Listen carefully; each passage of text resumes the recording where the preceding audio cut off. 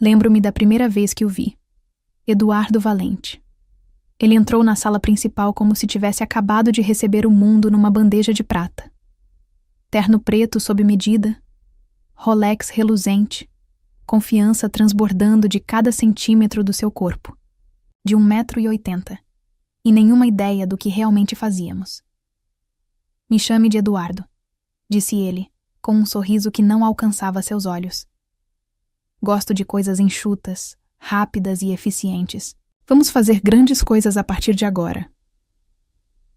Houve um momento de silêncio, seguido do tipo de aplauso forçado que só se ouve em reuniões públicas de empresas e apresentações de jardim de infância. Fiquei quieta, de braços cruzados. Eu estava na Tech Brasil Sistemas havia quase 9 anos. Sobrevivi a 2 CEOs, 4 reestruturações e uma aquisição corporativa. Eu sabia como jogar, mas o Eduardo estava prestes a aprender. A primeira semana foi um caos. Eduardo cancelou nossas reuniões regulares de revisão de projetos e as substituiu por sincronizações de estratégia de visão. Ele demitiu 3 gerentes de nível médio na quinta-feira, 2 por e-mail.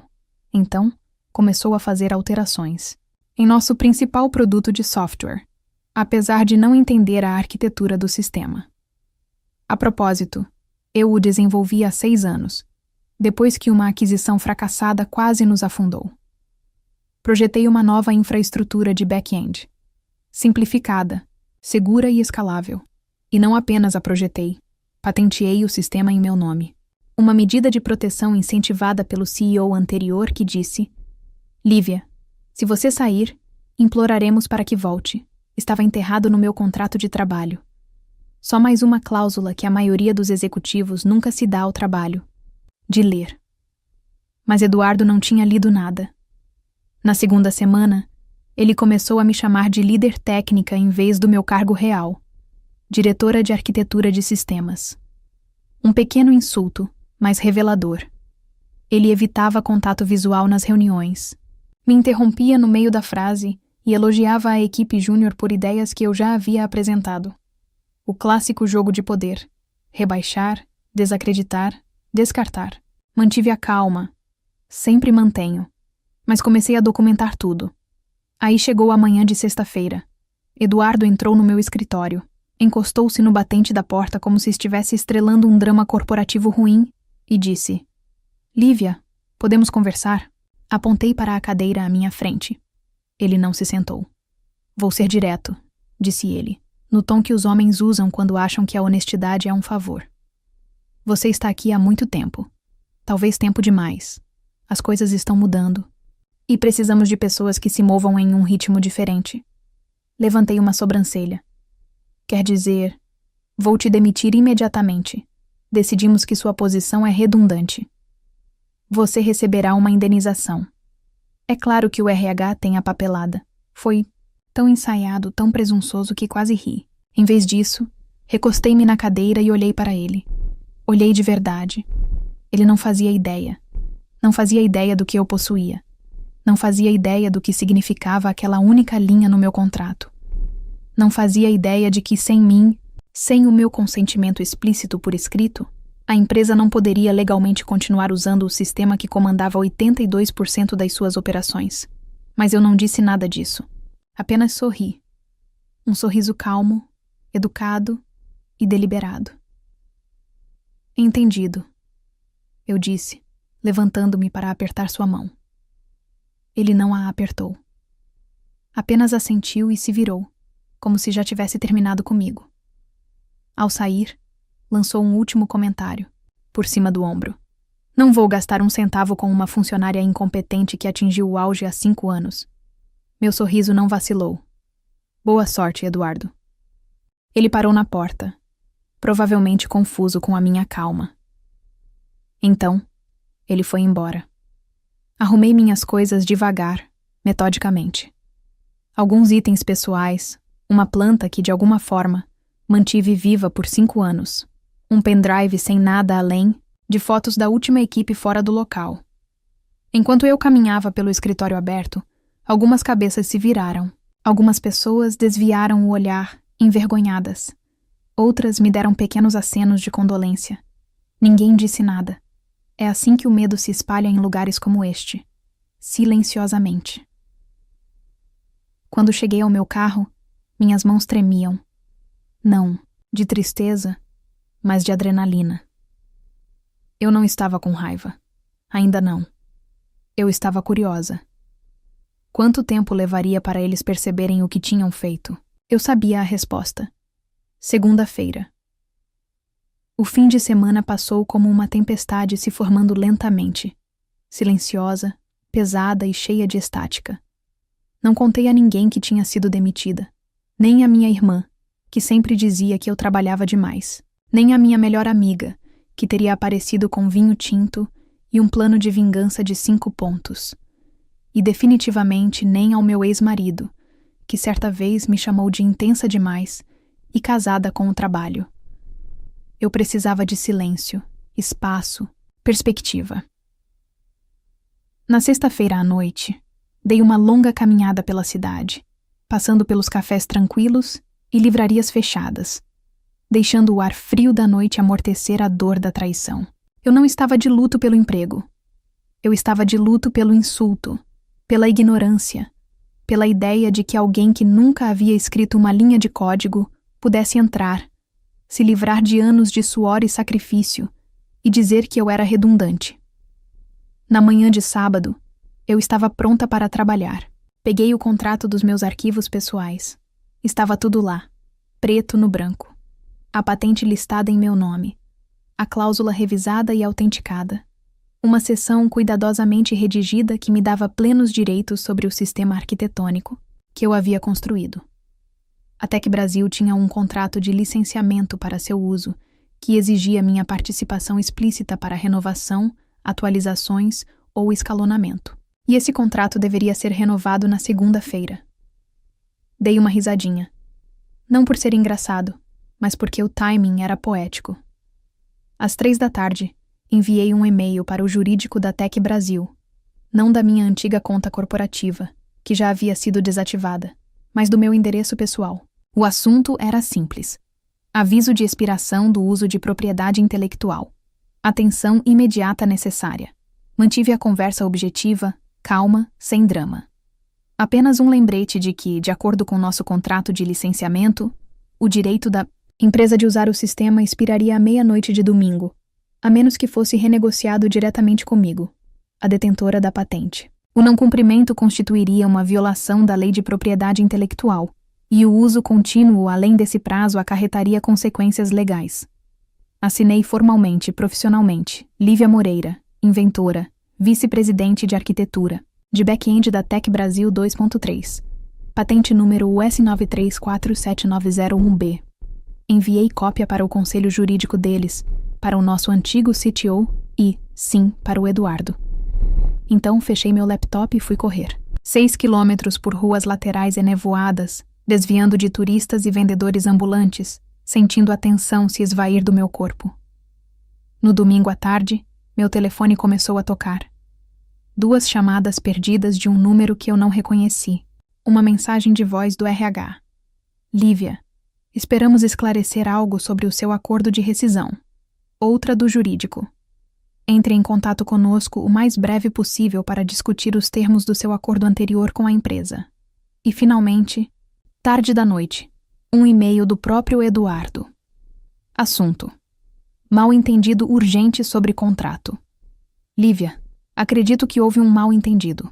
Gostaria de falar com você diretamente para esclarecer as coisas e resolver a situação antes que os negócios retornem na segunda-feira. Por favor, me ligue o mais rápido possível. Eduardo. Lá estava. O pânico. Não respondi. Deixe-o se acalmar.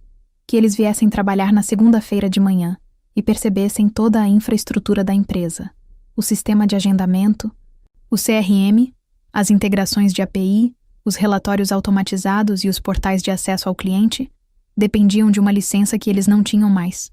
Eu não queria vingança. Eu queria respeito. E se tivesse que vir na forma de e-mails de pânico e simulações legais de incêndio, que assim fosse. Quando chegou a segunda-feira, eu já estava acordada havia horas. Café pronto, celular totalmente carregado, laptop aberto. Sentei no sofá, de legging e um moletom enorme, observando o relógio marcar 8 horas, o início oficial do dia de trabalho na Tech Brasil. Às 8h07 da manhã, minha caixa de entrada explodiu. Erro no sistema. Falha na autenticação do back-end. Urgente. Os clientes não conseguem acessar o painel. Lívia, por favor, me ligue agora. Do Eduardo. Depois, recebi uma mensagem da Renata Sampaio, uma velha amiga do produto. Lívia, você fez isso? Favor, me diga que você fez isso. O Eduardo está pirando.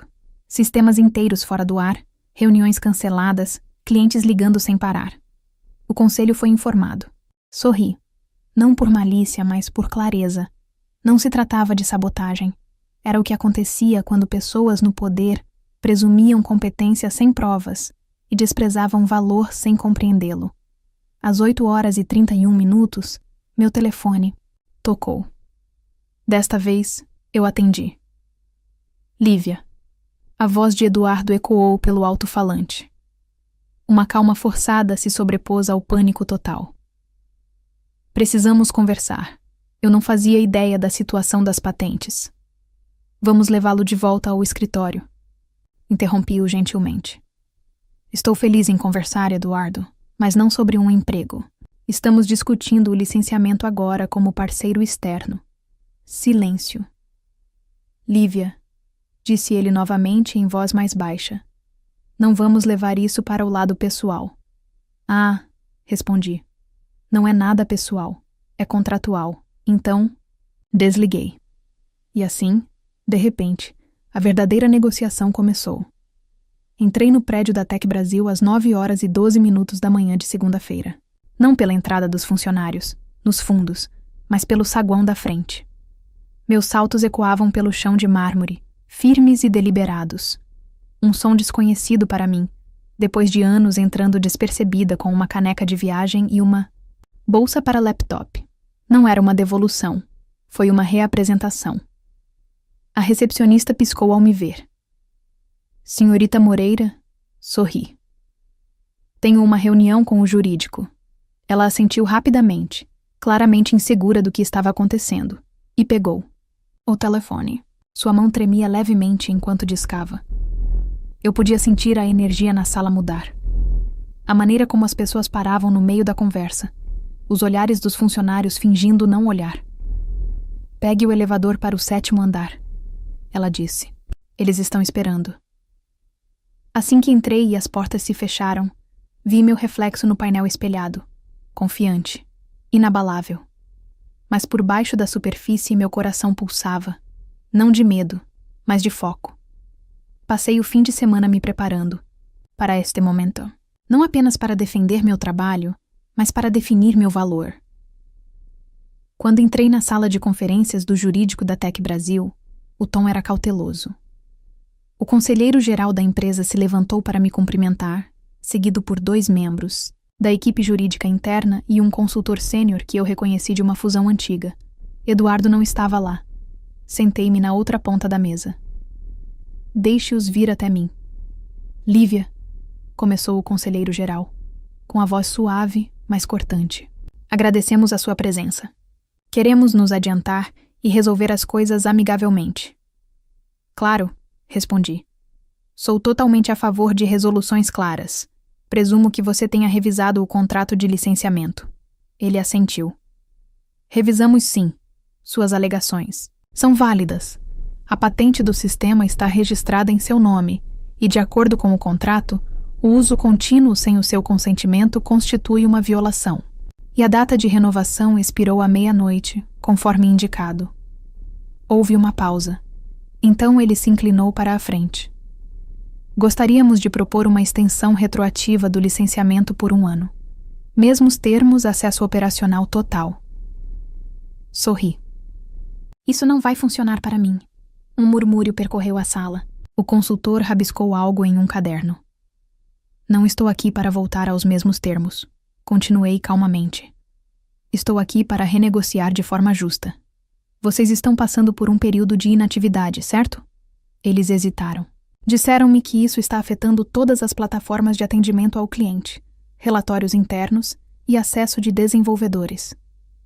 O conselheiro-geral finalmente assentiu. Sim. Então vamos falar de números, eu disse. Quero R$1.200.000 pelos próximos 12 meses. Trimestralmente renovável, não exclusivo, suporte completo ao sistema por mim diretamente ou por uma equipe de consultoria que eu aprovar. E um reconhecimento público da patente na documentação da empresa. Não foi um blefe. Foi um valor, alinhado ao mercado, com base no alcance e impacto do sistema. O silêncio na sala me disse que eles não esperavam que eu chegasse preparada. Não assim.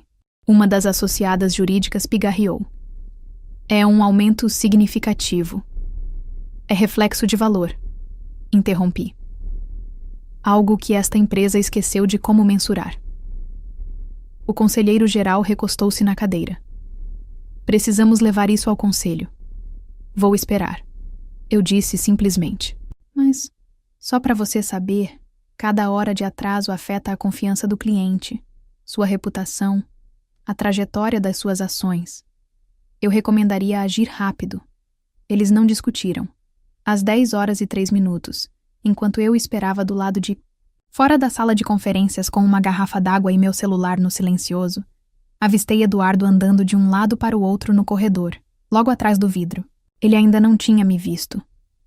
Quando finalmente me viu, sua expressão congelou. Depois, mudou. Primeiro para a confusão, depois para outra coisa. Reconhecimento. Ele caminhou em minha direção, com passos mais lentos do que o normal. Controlado. Lívia, disse ele, a voz forçada à civilidade. Eu não esperava que você viesse pessoalmente. Não, Eduardo, respondi calmamente. Você não esperava muita coisa. Acho que isso foi longe demais. Ele começou com as mãos nos bolsos, tentando parecer casual. Deveríamos ter conversado antes que os advogados se envolvessem. Quer dizer, antes de você me demitir? Levantei uma sobrancelha. Aquela decisão foi baseada em informações incompletas. Não, eu disse, de pé.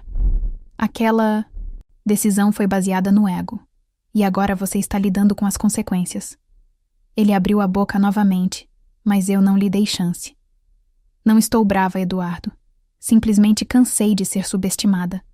Já documentei tudo. A patente, os termos de licenciamento, seu e-mail me demitindo sem justa causa. Não estou aqui para discutir. Estou aqui para negociar.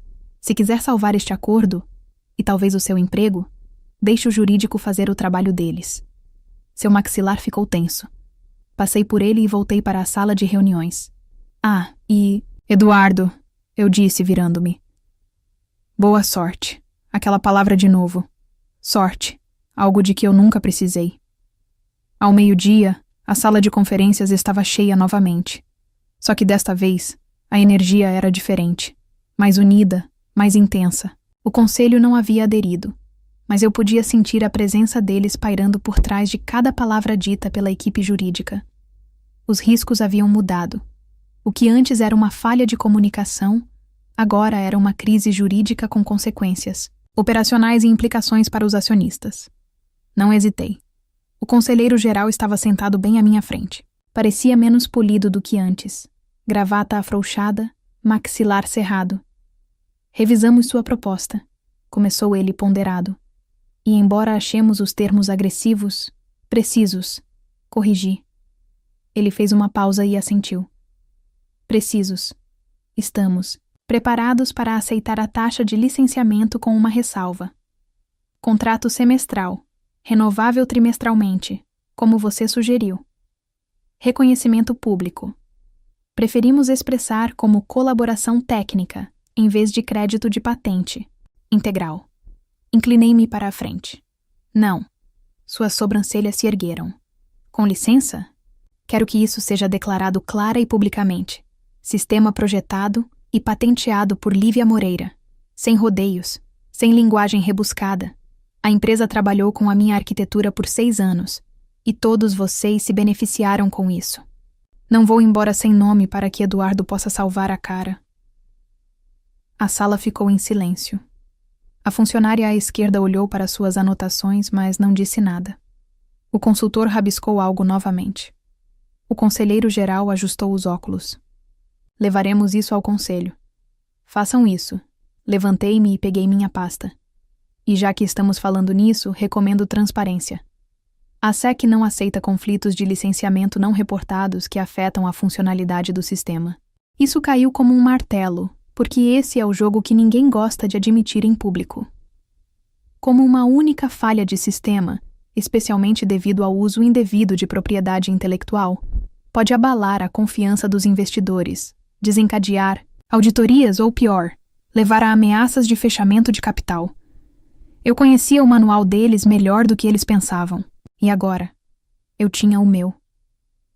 Ao sair para o corredor, avistei Renata Sampaio novamente, desta vez num canto perto dos elevadores. Ela me lançou um olhar, meio chocada, meio admirada. Estão te chamando de firewall lá em cima, disse ela, com um sorriso. Dei um leve sorriso. Melhor do que ser chamada de redundante. Ela riu e depois baixou a voz. As pessoas estão falando, Lívia.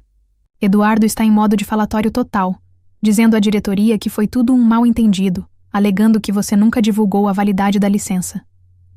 É mentira, eu disse calmamente. Mas deixe-o falar. A verdade não precisa de volume. Renata se aproximou. Todos viram o memorando. Vocês se tornaram legais com CC antes do prazo. Tem papel por toda parte. Os estagiários estão cochichando sobre isso como se fosse o caso Watergate. Não respondi de imediato. Minha mente já estava se movendo para a segunda onda, porque retomar o controle não era suficiente. Eu queria responsabilidade.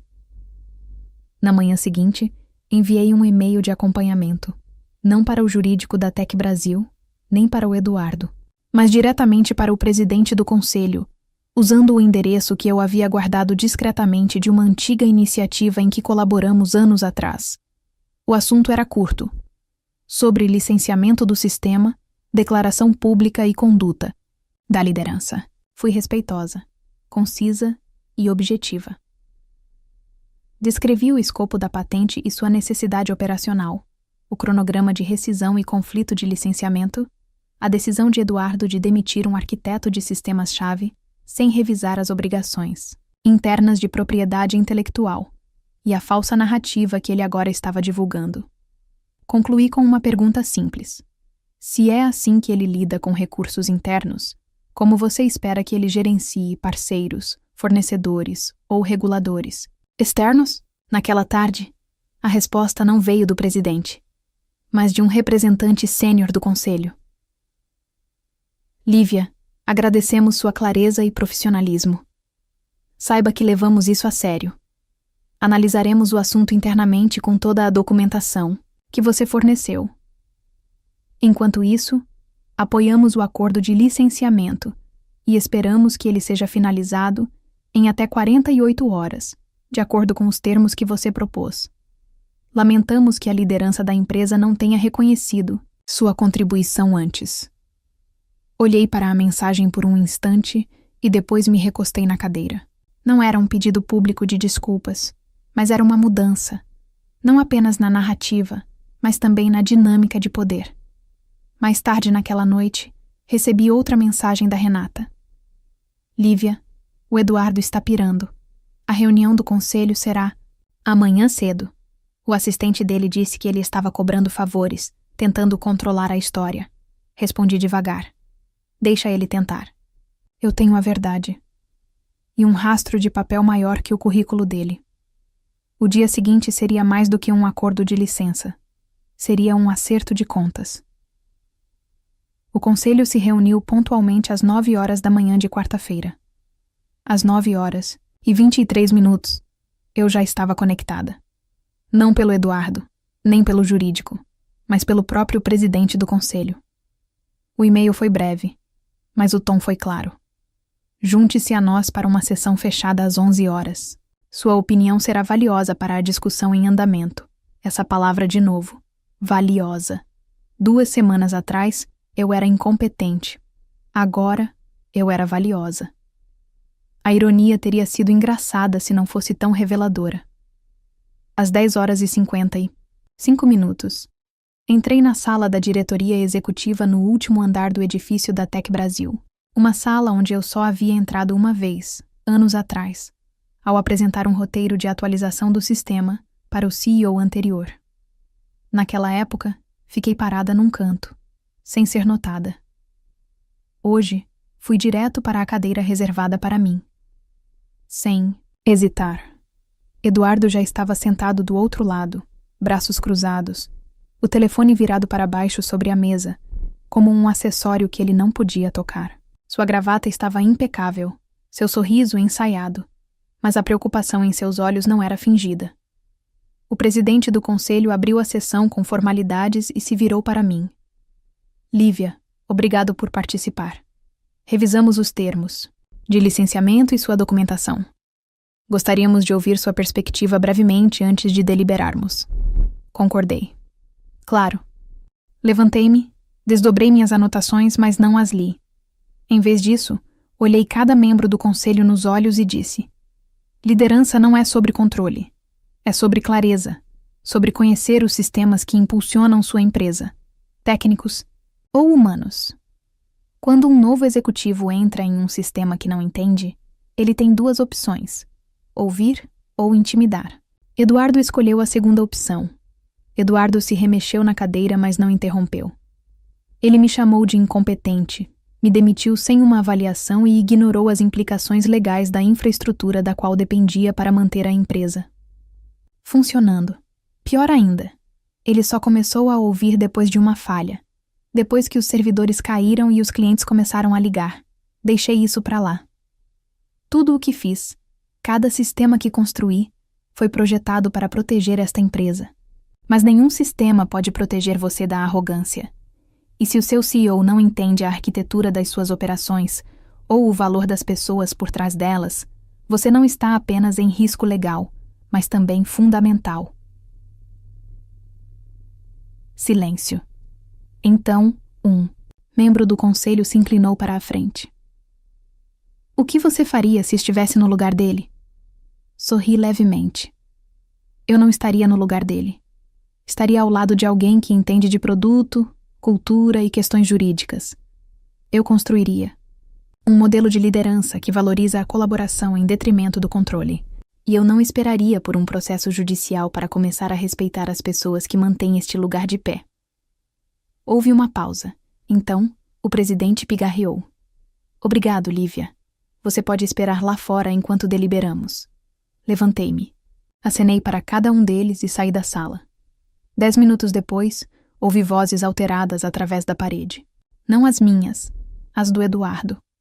Ele estava se descontrolando, se esquivando, culpando o jurídico, o CTO, até mesmo o RH. Essa foi a sua última jogada, transferir a culpa até que ela se evapore. Mas desta vez não funcionou. Às 11h47, o presidente do conselho se retirou. Lívia, encerramos nossa sessão. Gostaríamos de falar com você novamente em particular. Segui-o de volta para dentro. Desta vez, Eduardo havia ido embora. O presidente sentou-se e cruzou as mãos sobre a mesa. Com efeito imediato, ele disse. Eduardo Valente foi colocado em licença administrativa, aguardando revisão formal. Emitiremos uma declaração, revisada à equipe, esclarecendo a situação e reconhecendo publicamente sua contribuição para a infraestrutura e a recuperação da Tec Brasil. Ele me entregou um rascunho impresso da mensagem oficial. O li a primeira linha em voz alta.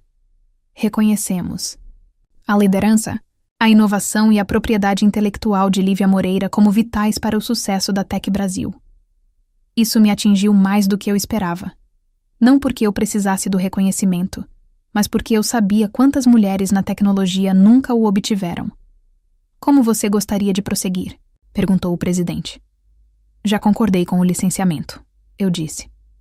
Mas também gostaria de oferecer consultoria de curto prazo, sem retorno em tempo integral. Quero autonomia e quero ajudar você a construir proteções para que isso nunca aconteça com mais ninguém. Ele assentiu. Considere feito. Levantei-me e, ao me virar para sair, ele acrescentou. Lívia, sim, você não apenas protegeu o sistema, você salvou a empresa. Assenti suavemente. Eu sabia. Ao sair da sala, o peso que me pressionava havia dias começou a se dissipar. Não de uma vez, mas em pedaços, como uma armadura que eu não precisava mais. No corredor, Renata Sampaio esperava. Ele se foi.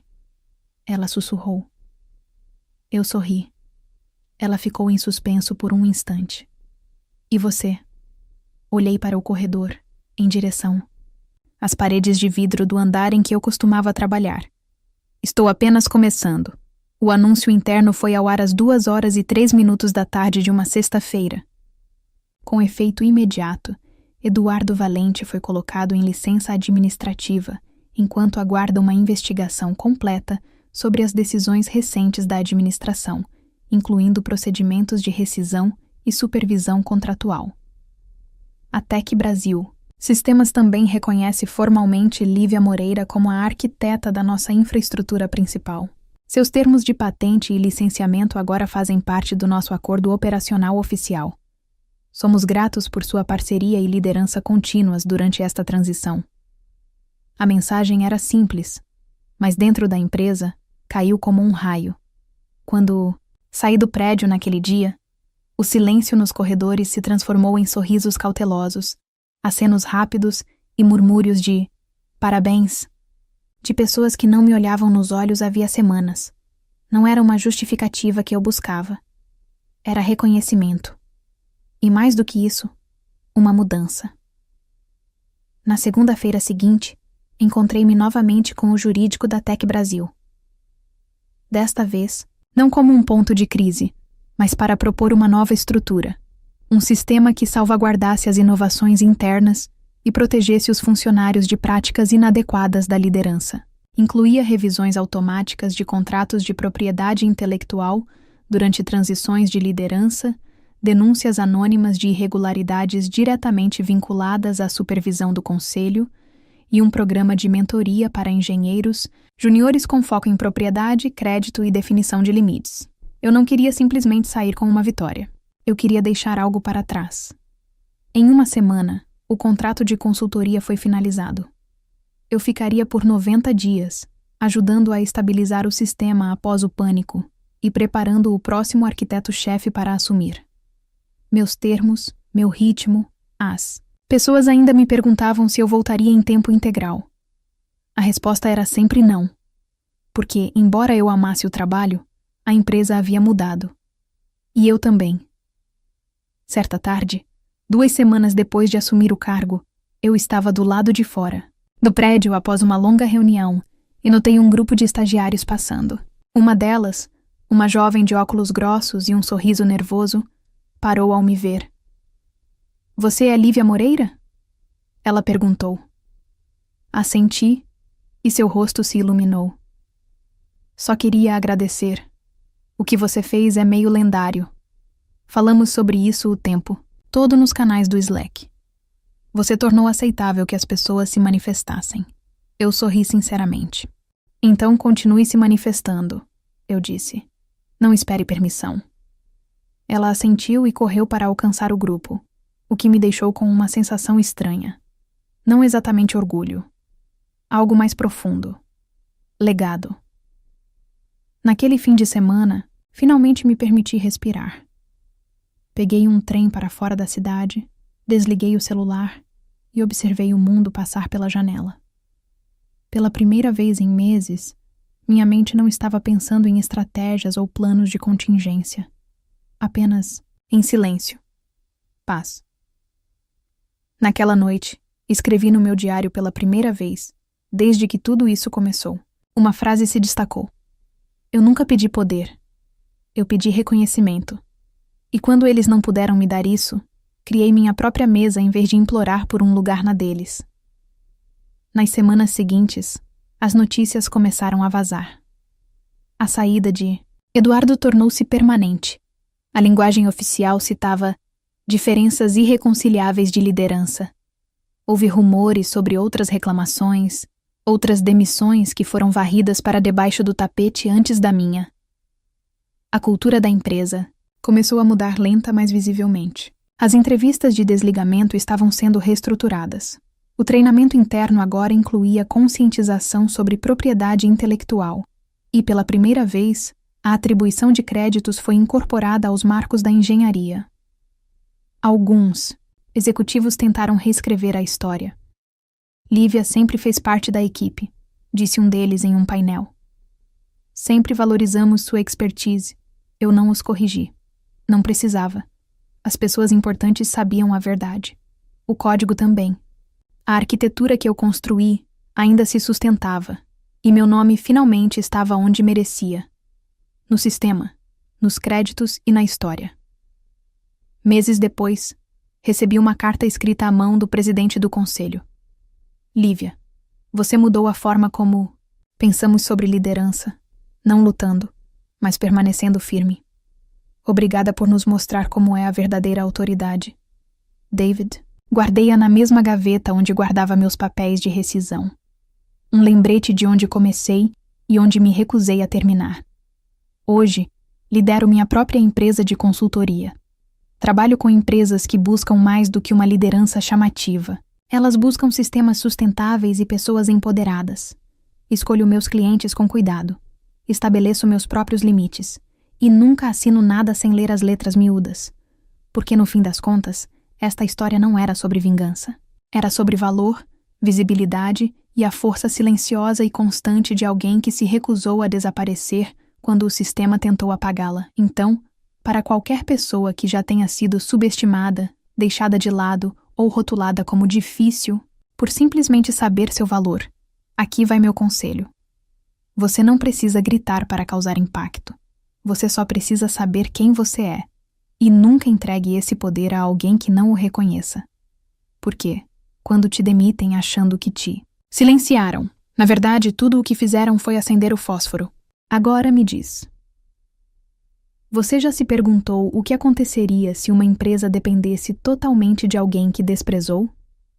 E se a sua ideia valesse milhões? Você saberia usá-la no momento certo como Lívia? Escreve aqui nos comentários de 0 a 10 qual a sua nota para essa história. Quero muito saber. Se você gostou do vídeo, já clica em gostei e não se esquece de se inscrever no canal. Assim, você não perde nenhuma história emocionante que postamos diariamente aqui no canal. Beijo e até breve!